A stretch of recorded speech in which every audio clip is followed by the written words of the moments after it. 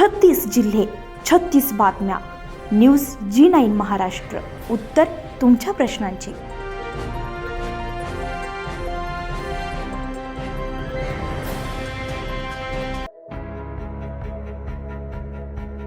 Captain Shamrao लोकरे यांच्या जयंतीनिमित्त शहरामध्ये आयोजित करण्यात आलेले भव्य मोफत नेत्र तपासणी आणि मोतीबिंदू शस्त्रक्रिया शिबिर अत्यंत उत्साहात आणि यशस्वीरित्या संपन्न झाले.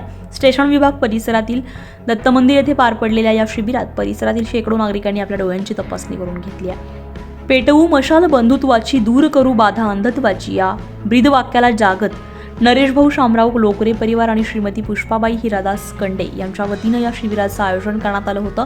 नागपूर येथील प्रसिद्ध महात्मे नेत्रपेढी नेत्र रुग्णालय येथील तज्ज्ञ डॉक्टरांच्या पथकानं रुग्णांची बारकाईने तपासणी केली आहे.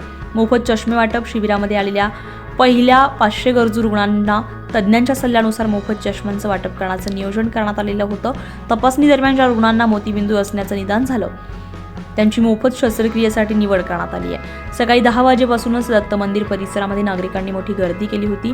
ग्रामीण भागातील गरजू रुग्णांसाठी हे शिबिर एक वरदान ठरलंय.